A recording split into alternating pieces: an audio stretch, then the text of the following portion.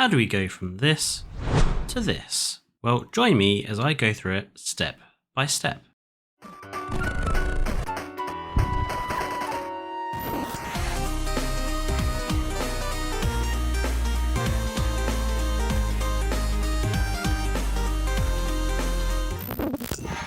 Hello and welcome back to Tricolor Gaming with me, Fletcher.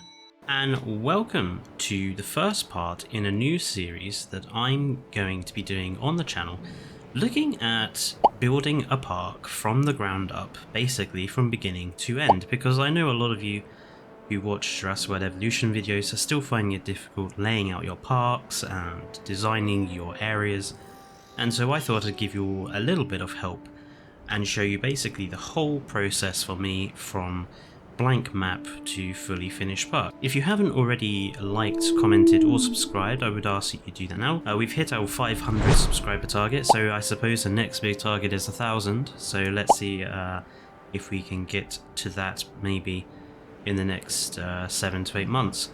But I'm going to get going, and we're going to start with what I think is the first and most important part of designing your parks. That is the idea that you should always go into your park with an idea.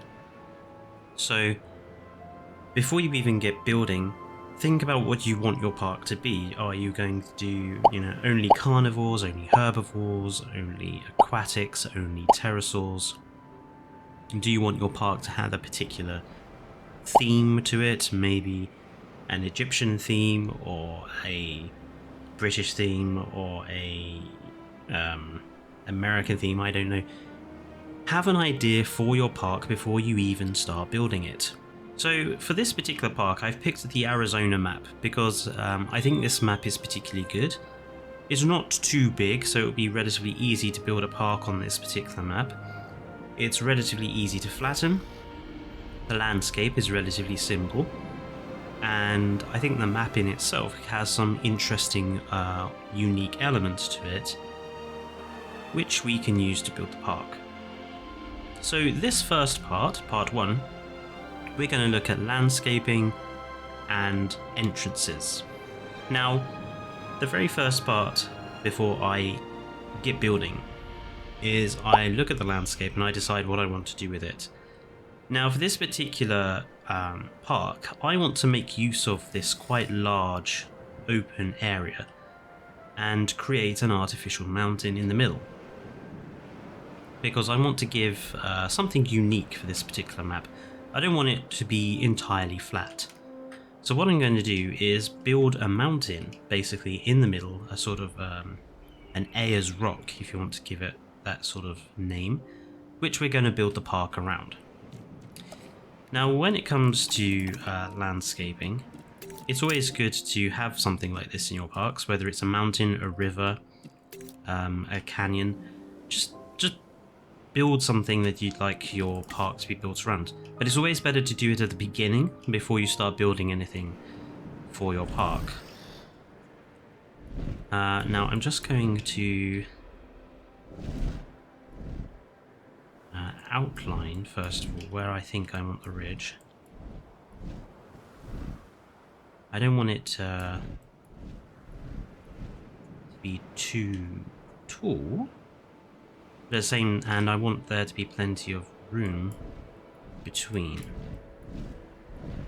I think that will do. So I'm now going to build it up now.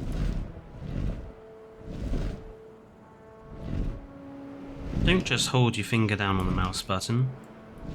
Use the tool like you would painting a picture. Just click and drag, quick short drags. And you can see you already start to get something that looks fairly natural, and that's the real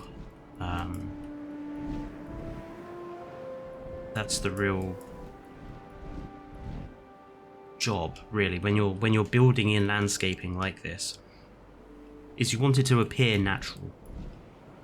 And part of that is to make sure that its shape, its height, and its sort of structure doesn't look man-made. Natural little lumps and ridges help with that. I'm just going to give it a prominence there.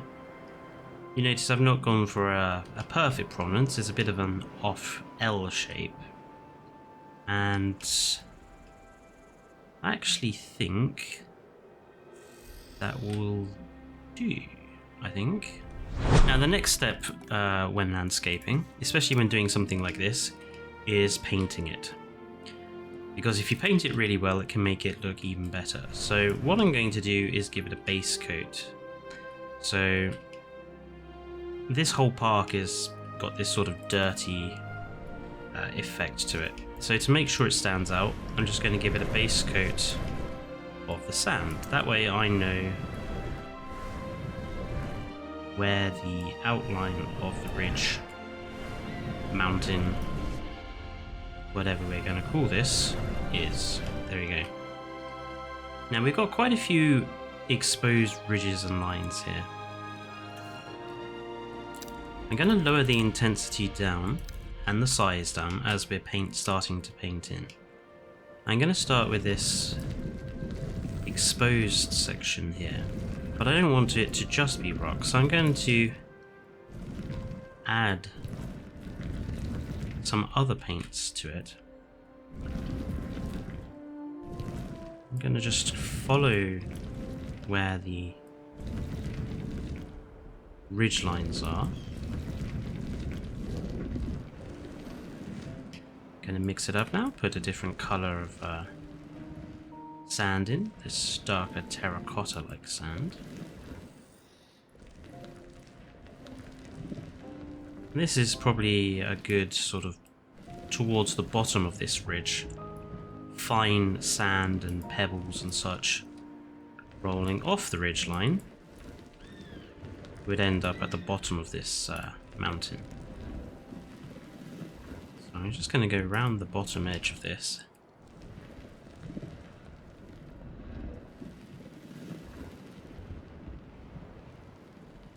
Just outline that bottom edge.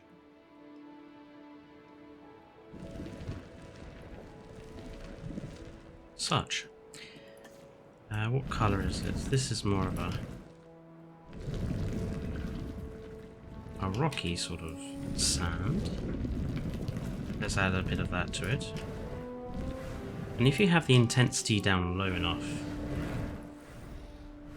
you should be able to add bits in without painting over some of the details.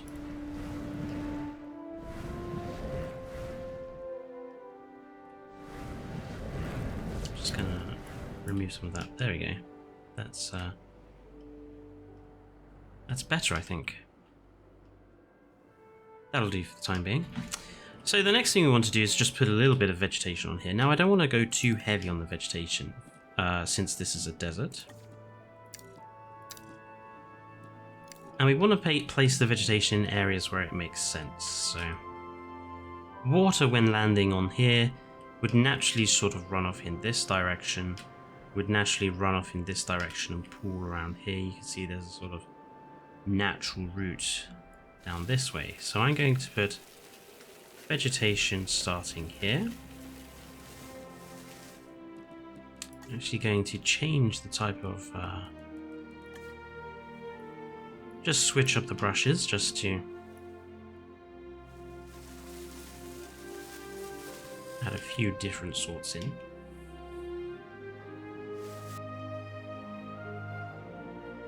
And I think a few down here as well. And again, remembering to switch up. Brush. Just to change the sort of vegetation that gets put in. And I think we'll have a little bit more up here.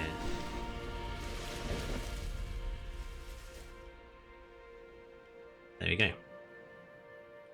So we've done the landscape, we've done the terrain paint, and we've put in the vegetation. And this looks a lot more in place now. You could put a few stones on here as well if you wanted to, just to make it look more interesting. And it doesn't really matter where you put them.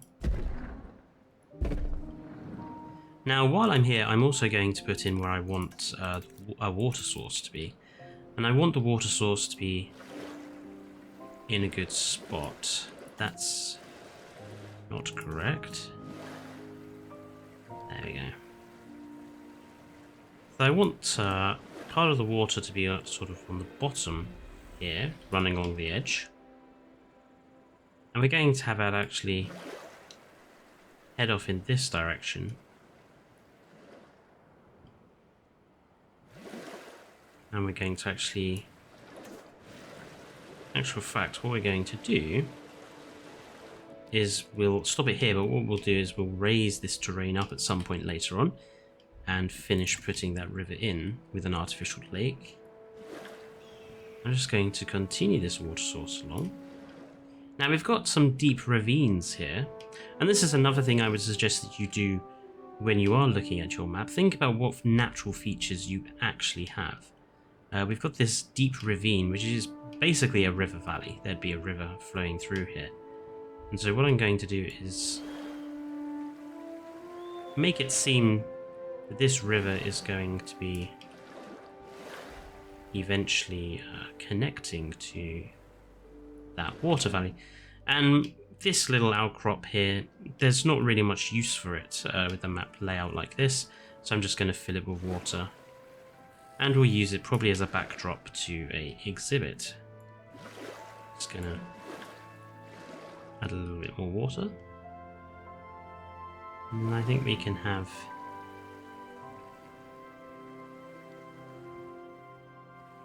this river cut into the rock, this rock a bit. And then we have the major parts of the landscaping done. I've put in my main river, I've put in my big mountain, and basically this is how I want to begin the park. And from here, the next thing I usually do is think about where I'm going to put my entrance. And to do this, I usually have a look at the map as a whole to see if there's any sort of natural areas where an entrance might work. And on the Arizona map, you can see there's quite a few areas. There's one here.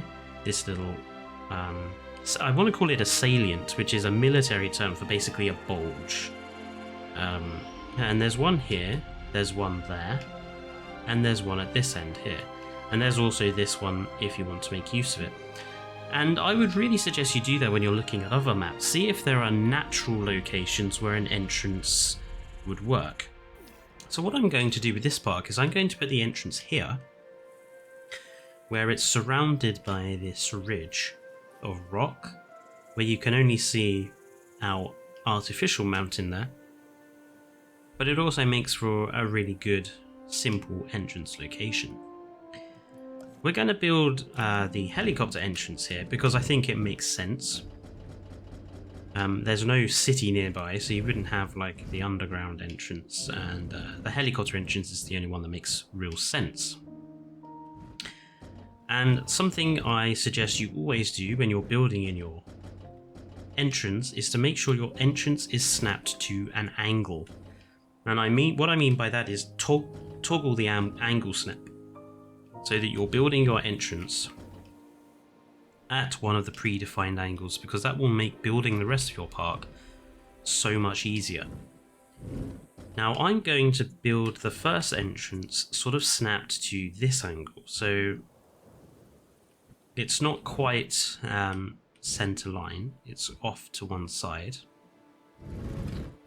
But that should enable us to have a central avenue that goes sort of dead ahead. That central avenue will go dead ahead, but it gives us room on either side to play with. So in goes the first entrance.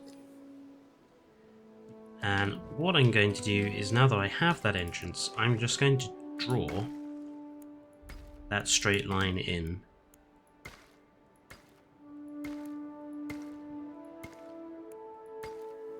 All the way. So that's my dead straight line. And I know that any building I now build off that line, as long as it's directly 90 degrees perpendicular, it will be straight. Now what I'm also going to do is, because I don't think one entrance is enough, I'm actually going to build two. Obviously you can do this without mods now, thanks to the update. Now I'm going to try and do as many things that are not mod dependent as possible, but for the entrance area I do want to use my mods slightly, so that I can build a fairly nice looking entrance. So what I'm going to do is just interconnect these two buildings. There we are.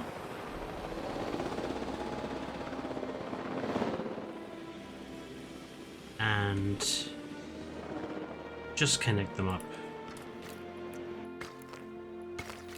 with paving.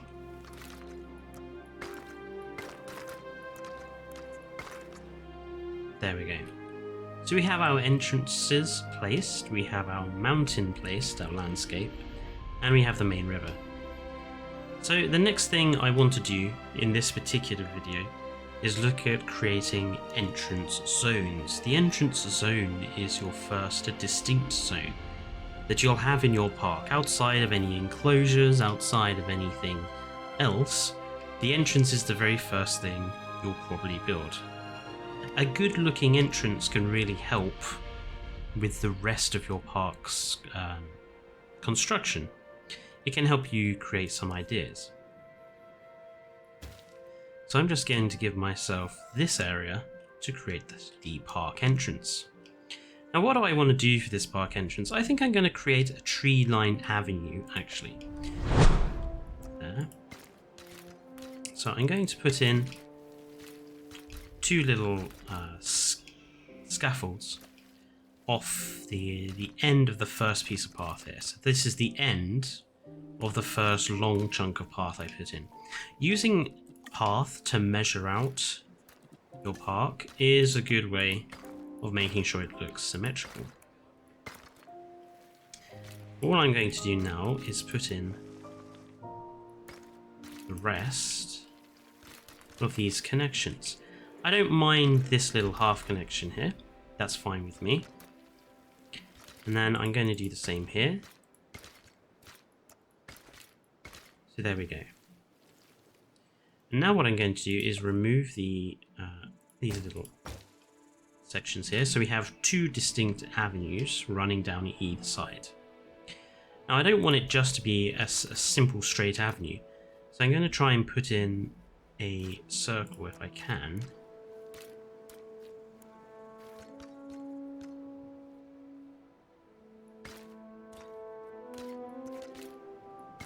There we go. Different coloured path helps to just add some interest. Now I would usually... Actually I think this colour works well. So we'll go with the posh path and just fill in these gaps. There we go. And do the same up here. Oh, that one didn't quite go according to plan, did it? There, excellent. So we have an avenue, essentially. Always make your paths wide. I despair when I see people building their parks and they have super short, super narrow paving. There really is no need for it. And I just think it makes your parks look so much better if you actually make the paths and the routes wide. Gives you plenty of room as well to do things with. So what we're going to do is put in now our avenues. This little circular bit in the middle is desperately calling out for a fountain. So I think we should put in... We won't put a huge one in to begin with. Actually, should we? I think a huge one might work. Okay, we'll put in a big one to start with. Excellent. And now from here we're going to put in the avenue. Now there are lots of different ways that you can put in a tree-lined avenue. You could just put in the placeable trees. in the decorations. So obviously you'd remove the path in that case and just have the placeable trees. You could also use a mod like Kyadenic's placeable trees mod and do the same thing. But what I'm going to do is I'm going to use the decorations, since that's the most sort of mod friendly way of doing it. And right, okay. And we're not going to use the decorations then in this case, because I've forgotten that on this map you have these horrible yuccas, which they're nice, but they're not tall enough for me. So we're going to have to create our own. So what I'm going to do is pick one of these planter boxes. I think we'll go with this one. 1 and 2. 1 and 2 and 3. And 1 at the end.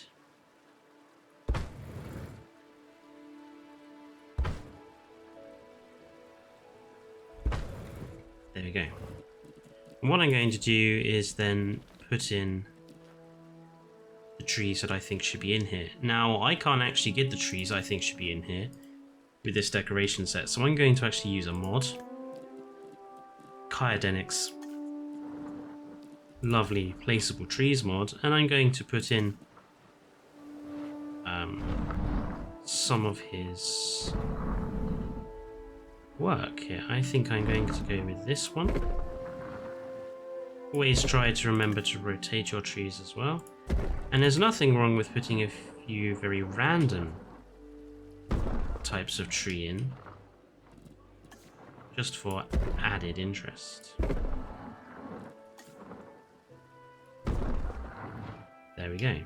So you can see we've gone for lots of different types of palm running down this central avenue. They're all different heights, so they don't look too fake. And different colours as well, for a bit of variation. Obviously, you could use the yucca plant boxes, and I think I'm going to add those in between. 1, 2.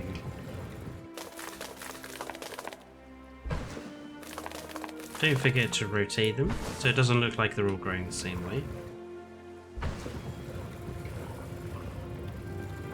There you go. So we have our tree-lined avenues. And if you wanted to add some further decoration here, you could add some more fountains. You could even add some tables and chairs between. I think I might do here. Not at this end, because it's a bit close to the entrances, but a couple over here is fine. And again, just because I can, thanks to the mods I have, I'm also going to stick a few cacti